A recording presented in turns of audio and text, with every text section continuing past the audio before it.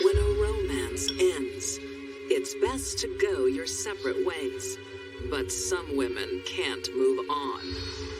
A clingy ex takes out the competition. It was one of the most sensational crimes of the century. A wronged beauty wants revenge. In her mind, she was defending her honor. And a woman scorned targets an innocent. Rena's mind was a Disneyland of emotions. These deadly women can't cope with rejection. They're jilted and jealous.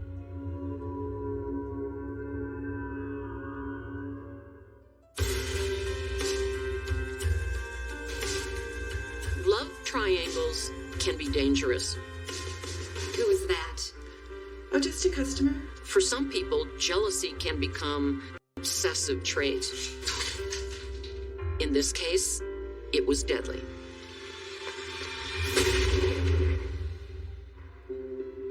Salt Lake City, 1956.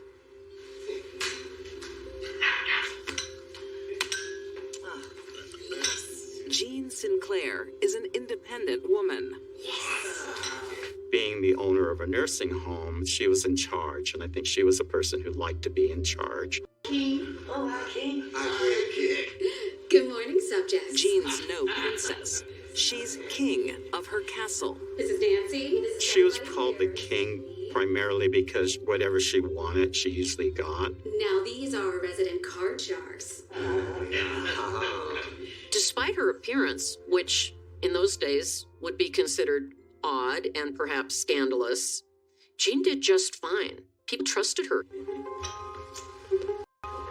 They do call me King, but Jean is just fine.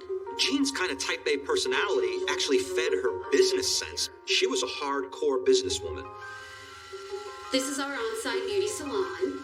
Lorraine here will have you looking $1 million. Oh, you're too kind. Jean's never married. Lorraine, this She is devotes Nancy. her life to her work. She has a special affection for in-house beautician Lorraine Peterson. Lorraine was this bubbly person, a beautiful person. Pretty. She's divorced. And Jean takes a liking to her. Oh, you shouldn't have.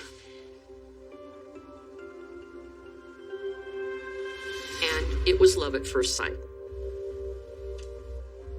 Anything for my special lady. In 1950s America, it's a forbidden love. If it would have been public, it would have been very scandalous. In fact, it would have ruined their business. Maybe that was part of the thrill for Lorraine and Jean, that they were keeping it secret.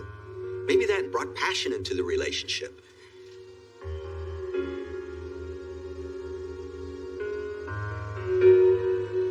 So 6 years this relationship goes on, and most of the time they meet at this secret motel, and they love each other. Have a great day. I'll see you next week, okay? I know.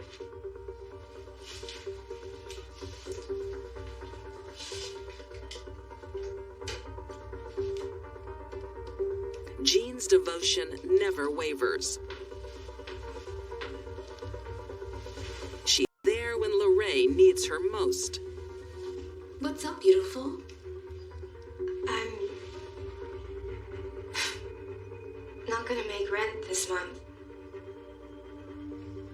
Jean helped Lorraine out financially quite a bit. Jean says, no problem. She writes a check. I'll help you out. What would I do without you? You're welcome.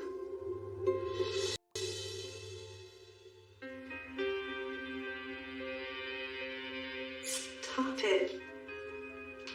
I'm at work. But Lorraine is keeping secrets. I can't tell you that. I'll tell you later. Where Lorraine, I think her sexuality was more fluid. Stop it. I think she was more bisexual. Lorraine decided she wanted to be involved with men again. Maybe the secretive nature of it was too much. No, you hang up. Maybe she explored her homosexuality and didn't want it anymore. 3 o'clock on Friday. See you then. Who was that? Just a customer. You know, here's Jean. She's helping Lorraine with her payments. She's buying her gifts. They're working together. And Lorraine comes and says, I want to see men now. Jean did not take it very well. You have to leave. I'm sorry I ever met you.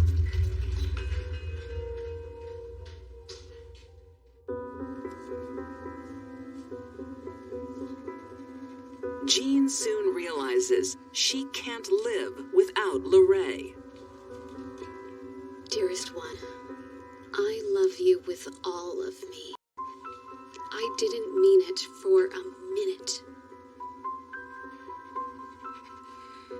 An outpouring of her affection for Ray, saying, I love you.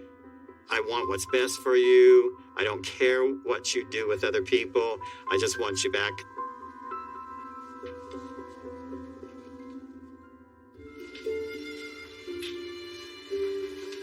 But she's now competing with a man for Lorraine's affection. 32-year-old Donald Foster.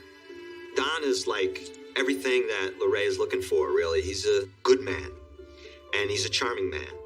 And their relationship develops to the point where Lorraine and Don get engaged. It's heartbreaking news for Jean. Most people experience that pain and hurt. They let it go and they move on. Not Jean. Jean is not going to let this go.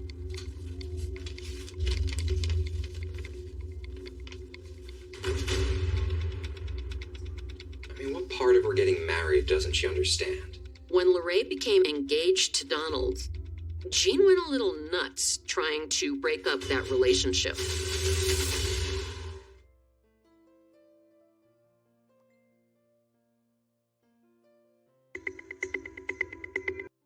It's the early 1960s in Salt Lake City.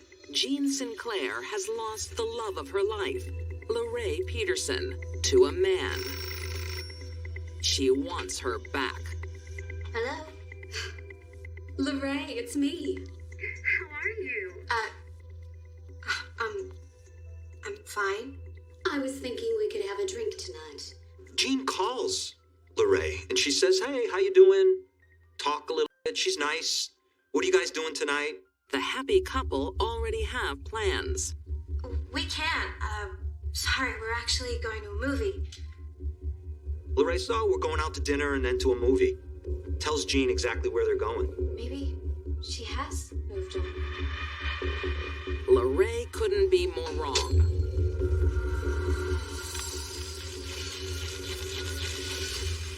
And that's when Jean went into murder mode.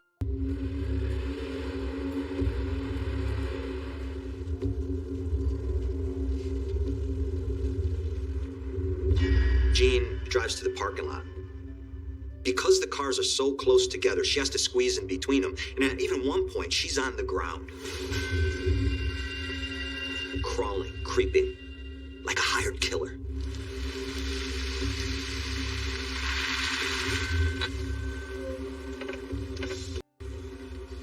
What is it?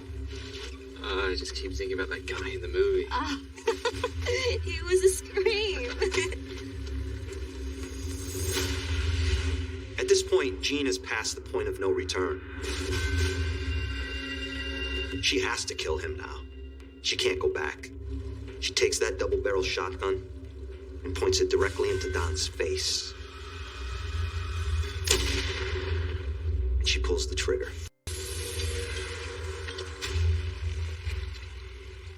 After eliminating her competition, Jean flees into the night before Lorraine is out of the car.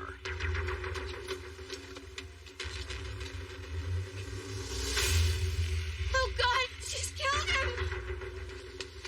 Lorraine starts screaming, and she actually screams, she killed him.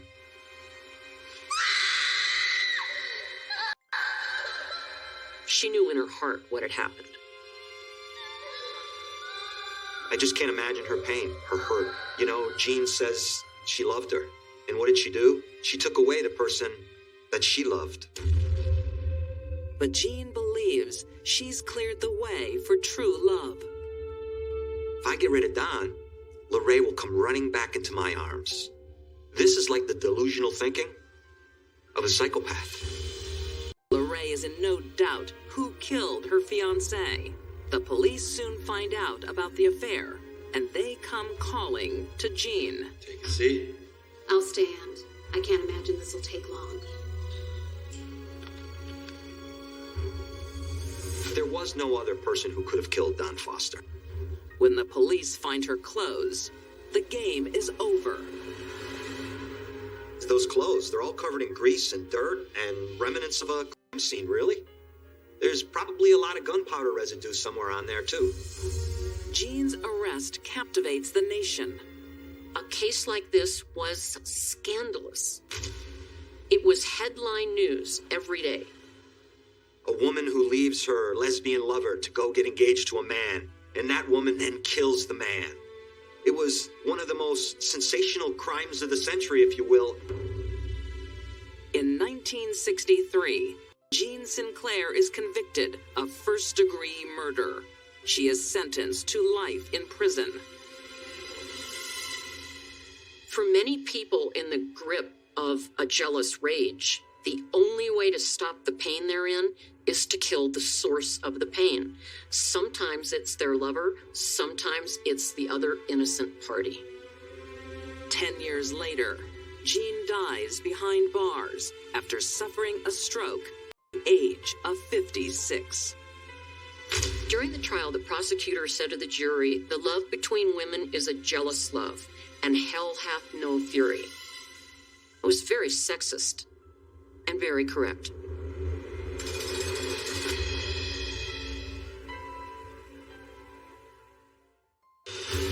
In those days, the most important thing a young woman had was her virtue. And she had given it up for a man that had lied to get her in bed. She went nuts.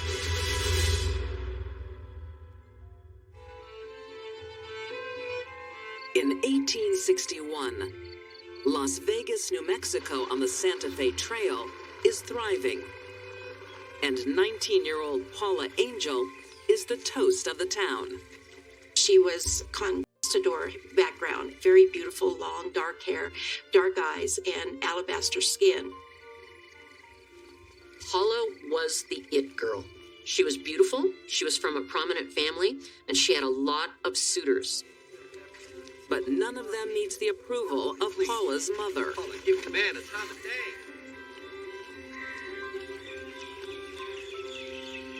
She at least had the currency of her beauty in her favor, so she could afford to be fussy and picky.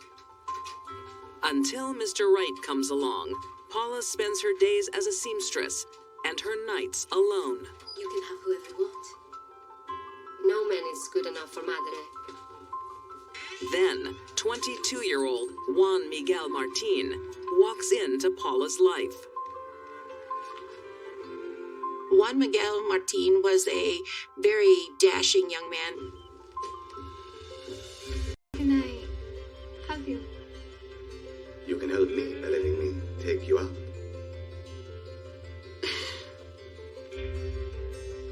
Perhaps. When they met, it was magic. If Madre approves. I'm sure she will. As soon as she saw Juan Miguel, that was the guy she wanted. He is also the kind of guy her family wants. Great family, good connections, money. This would be a perfect match for her. Juan Miguel was also from a wealthy and politically prominent family in nearby Santa Fe, New Mexico.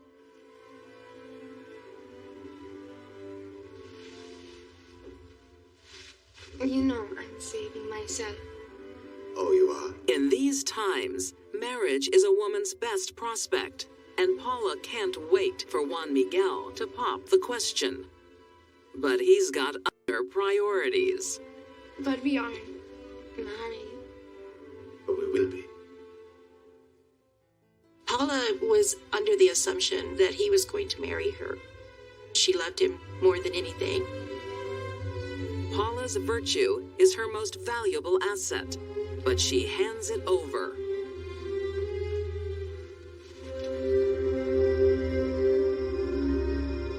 She put aside everything because she had that love for him.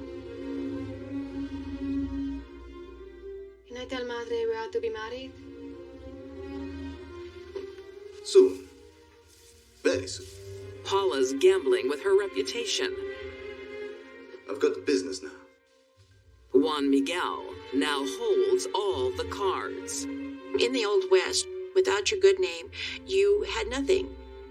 Paula had no experience with a one-on-one intimate relationship with a man.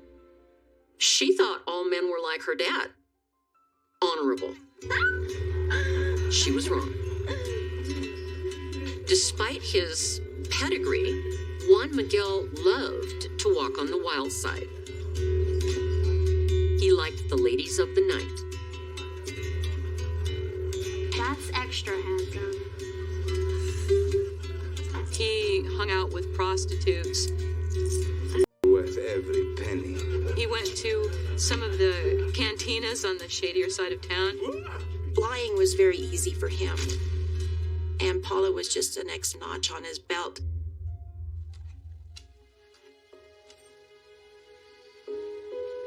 Juan Miguel's carousing is hot gossip in Vegas.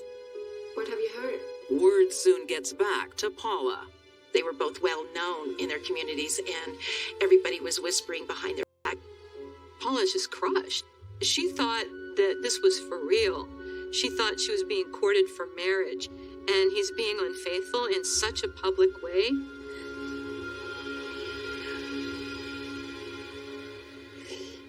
It was time for the big confrontation.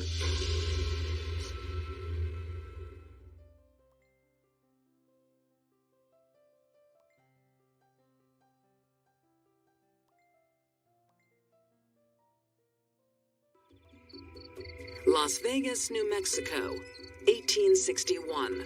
19-year-old Paula Angel has been betrayed and humiliated by the man she loves, 22-year-old Juan Miguel Martin. Hello, my beauty. Your fine words mean nothing. I know about your horror. It's just talk. Despite the fact that Paula had found out that Juan Miguel was catting around in the whorehouses, she still wanted to marry him. He's taken her virginity. Only marriage can save her reputation. You're the only one for me.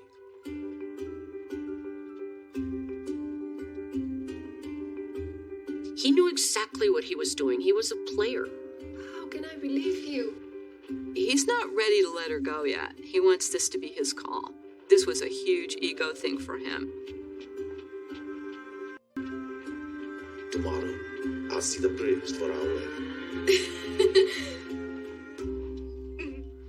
He promised to see the priest with her the next day. Paula wanted to hear this more than anything. Paula was on cloud 9. She was singing and happy. She thought, well, this is it. I'm going to get the man I want and get married. But that was never his intention.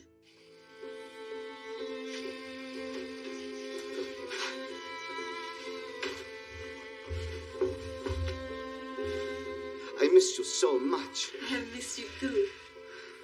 I hope the children still recognize you. What Paula didn't know about Juan Hello, my beautiful. was that he was a 22-year-old married guy with 5 kids.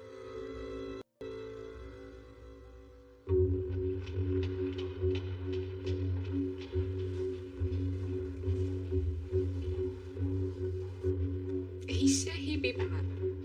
He promised. She finally figured it out. She'd been played. Forget about him. He doesn't deserve you. I'm ruined. In those days, the most important thing a young woman had was her virtue, and she had given it up for a man that had lied to get her in bed. She went nuts. Dressed in her finery, Paula heads for the bad side of town. The reason she looked so fabulous is she wanted Juan Miguel to see what he was going to miss out on.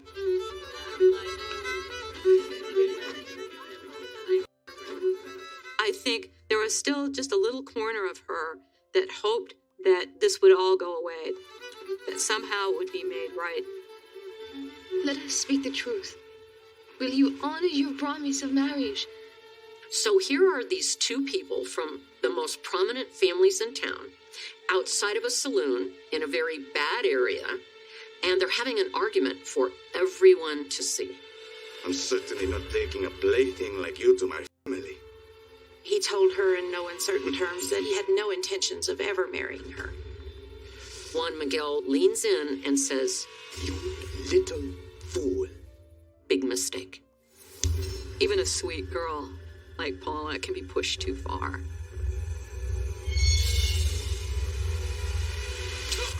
She took the knife that she had for protection and plunged it into his back. He turns around to look at her, and she plunges the knife in again, and this time it's up under his ribs. And as Juan Miguel bent over in pain, she did the final fatal blow to the back.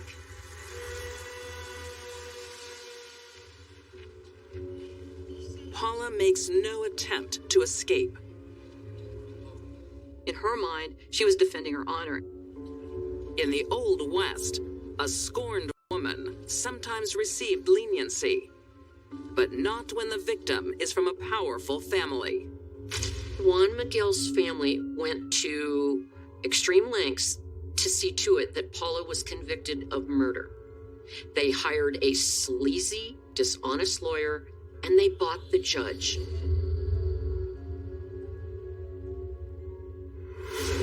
In March 1861, Paula Angel is found guilty of first-degree murder and sentenced to hang. But her misfortune doesn't end here.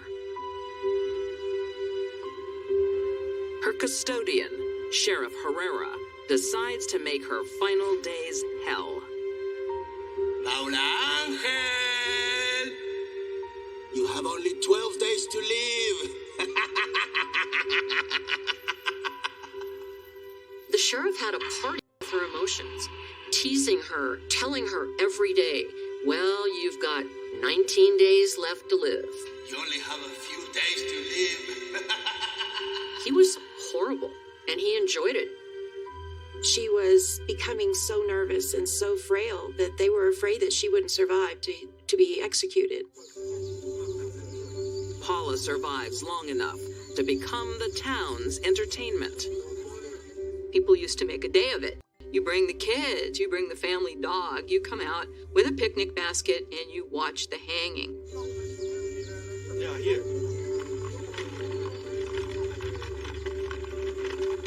When they brought her out, she was so gaunt and so frail. They were just gasped from all around the people. Her mother was just devastated.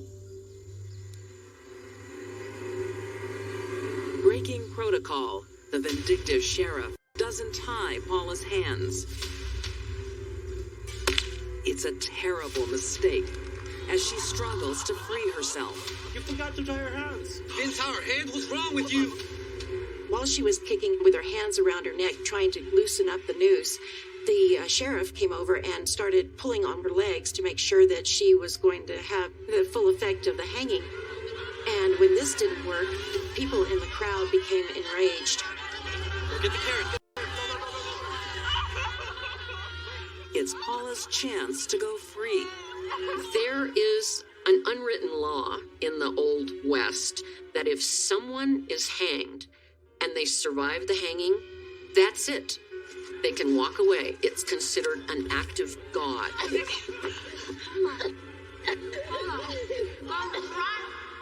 But Paula is too weak to run.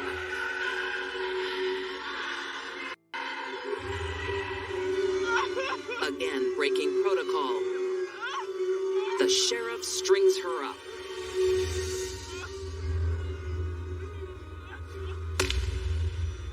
angel dies on a sunny April day in 1861. In the vast majority of cases where someone loses their temper, it's known as a crime of passion. Other women in the similar circumstances in the 19th century walked out of court, but Paula got hammered.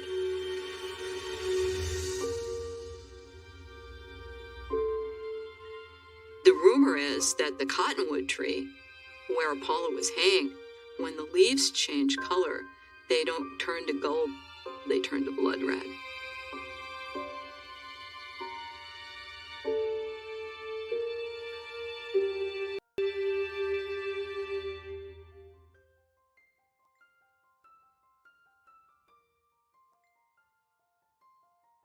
We're not happy, Rena. You know this, so do the kids. Staying in a loveless marriage because there's so much money is a good way to get trapped. And what happens to people when they feel trapped?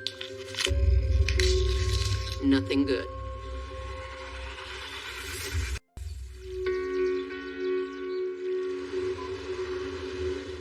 Berkshire, England, 1998. Rena and Paul Salmon have it all. A beautiful home. Monkeys. 2 children. And money in the bank, thanks to Paul's successful IT consulting business. Rena and Paul had a wonderful life financially. Rena would fly to New York to shop for clothes. Everything looked great. They are new to town, but have no trouble making friends. Rena and 32-year-old hairdresser Lorna Stewart click instantly. So, beer? Wine? Sorry. Sounds good. Lorna is a bubbly, sociable person with her own business in an affluent part of London. They seemed to share the same values, the same interests. They laughed at the same things. When Lorna and Keith met Rena and Paul, they all hit it off very well. Spent a lot of time together, went out to dinner, went on vacations together. But this perfect life that Rena seemed to have was really a charade. Paul's often away on business, leaving Rena alone. Despite the fact that life was good, Paul was making good money, they lived in a beautiful home, Rena started suffering from depression. She was suffering from appalling back pains, which brought about severe depression. She was binge eating, and she had a host of other ailments. She would drink too much on occasion. She was very unhappy. She would take antidepressants. Certainly her mental health was very precarious.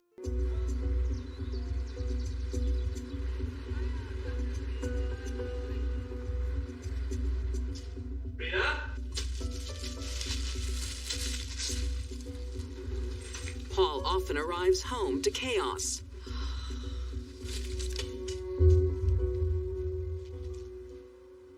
I thought things were getting better. Well, how can they be when you're never here? I'm working for us, okay, and the children. Rena and Paul's relationship was falling apart for a long time. You wouldn't leave me! You wouldn't dare!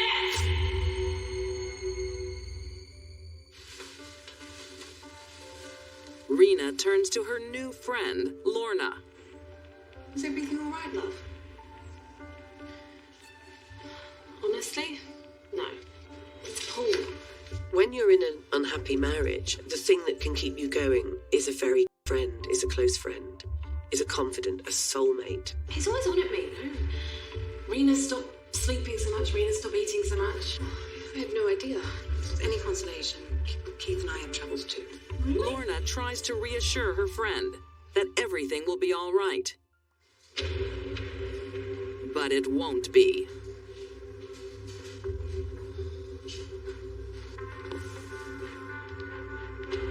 Rena, we need to talk. We're not happy, Rena. What are you trying to say? It's over, Rena. When he ultimately rejected her, she felt that it had all been for nothing. that she'd humiliated herself, and she did have a very strong fear of rejection. If you leave me, I'll make you regret it. I've made my decision. Staying in a loveless marriage is a good way to get trapped. And what happens to people when they feel trapped? Nothing good.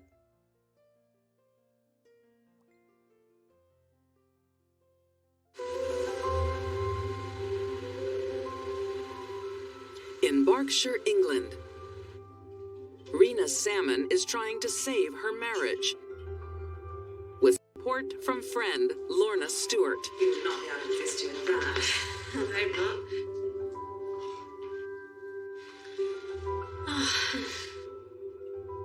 Do you think we can work it out? He's just going through a phase. All men do. But soon, Lorna finds herself listening to the other side.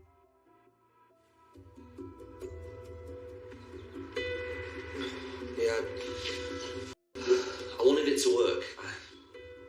I tried. I did. I really tried, but she just. I had no idea it was so bad.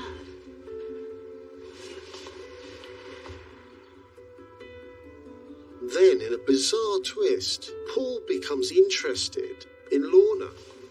It's almost as if Paul believed that Lorna knew the secrets of his broken marriage, and that made her someone he could be more intimate with. Do you, want to go for a drink? I could really use one. Sure. Why not?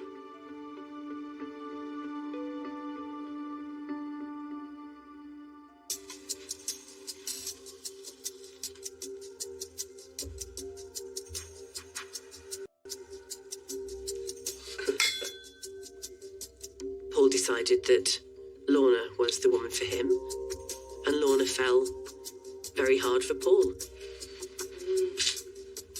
You make it very hard for me to hate myself. Their affair was an absolute classic. It was a cliche. They would go to hotels, making up excuses to their spouses as to where they were. And they really took risks. The affair goes on for 3 months, until Rena finds out. Rena, what are you doing? What you drove me to do. What? I know about Lorna. This was the ultimate betrayal by Lorna on her supposed best friend. Rena went into complete meltdown. She was my best friend. How could you? Get away the kids. Why do you care? She was very, very badly affected. If I die, I'll take them with me. I will. It's one thing to become suicidal, but to develop a suicide pact with your children? At that point, Rena should have been hospitalized. But Rena doesn't want help. She wants revenge. Let me in! Lorna, let me in! Let me in! Now you can see what type of man your father is. You didn't need to bring the kids into this. Rena had so lost touch of reality that she didn't even think twice about involving her children in this toxic separation scenario. Rena began treating her children as if they were her adult girlfriends, dragging them over to Lorna's and pointing at her and saying, "This is the woman that ruined our marriage." Rena, stop! Rena, stop it! Rena attacks her husband with car keys. She doesn't have an off switch anymore. She can only think one thing, and that's her husband's betrayal.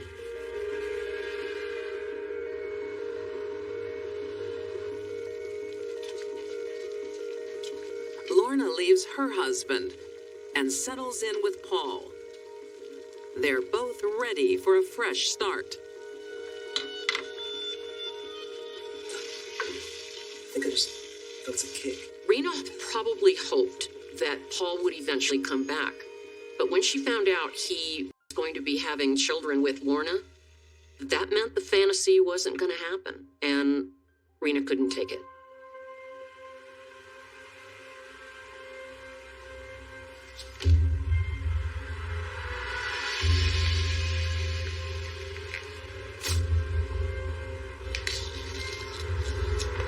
This is the final insult. This is the final nail in the coffin of her relationship with Paul. And she cannot accept it. On September 10th, 2002, it all comes to a head. Rena plans to fix things.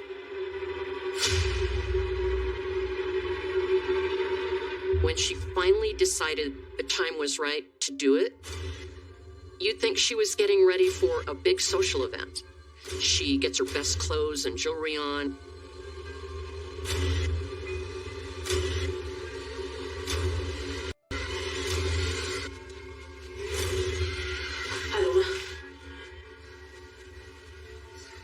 Everything to her is mapped out, in a sense, in her head. Thanks, Rena.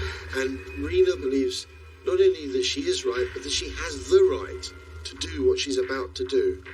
Thanks, Dougie. He's not worth it. They were her last words.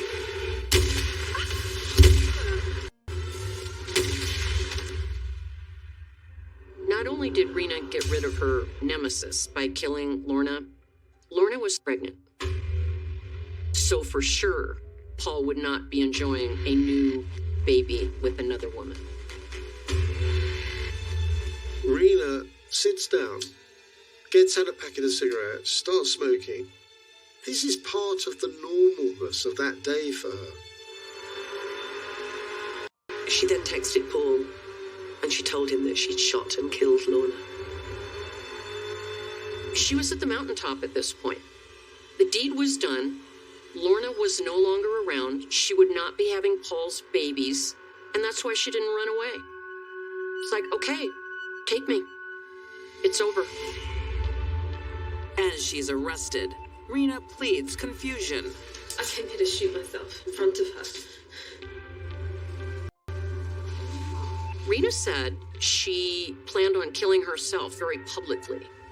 Maybe that was her plan all along, maybe not. One thing is for sure, Rena's mind was a Disneyland of emotions.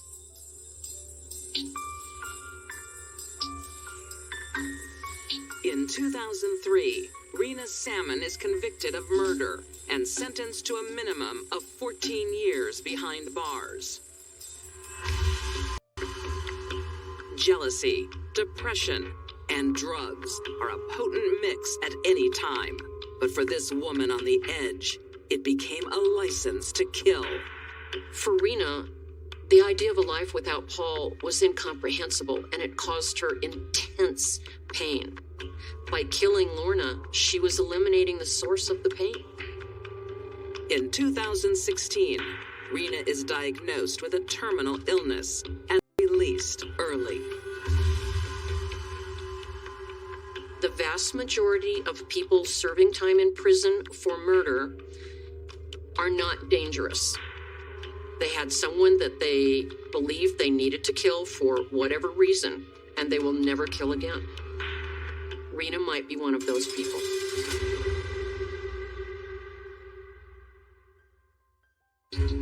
These deadly women wouldn't accept their relationships were over.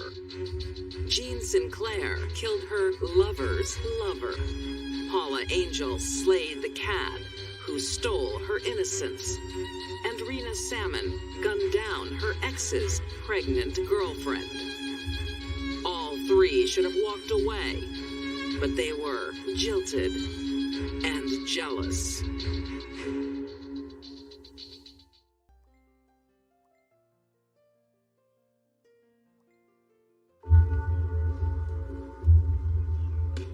Tasha Morton is about to lose everything.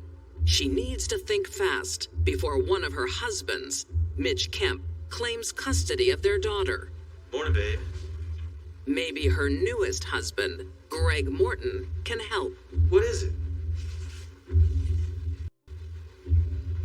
He raped me 2 days ago. What? And Greg believed her. Greg believed he was dealing with somebody who was a monster. You have to do something. If you say I've been raped and molested to your husband, a real man's gonna say, okay, you get him over here, we're gonna deal with this. That animal.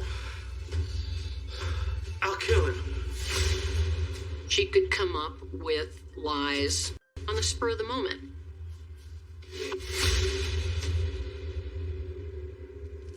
Then let's do it. On the morning of August 24th, 2004, Tasha picks up Mitch for a meeting. I don't want to fight anymore. You're her father. Where is Greg? I already told you. Greg is out of town. I think Mitch still loved Tasha in some way, still wanted to be with her. It was the mother of his child.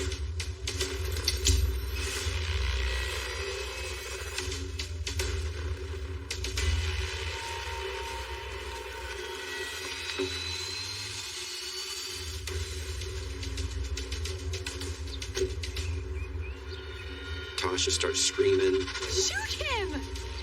Shooting. He's raped me. He's a rapist. He deserves to die. No, she's lying. What are you doing? No. Tasha manipulated husband number 4 to kill husband number 3 because, well, why get your hands dirty if you don't have to?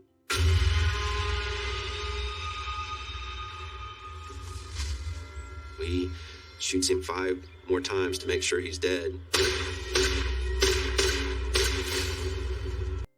She knew that Greg loved her enough that he would.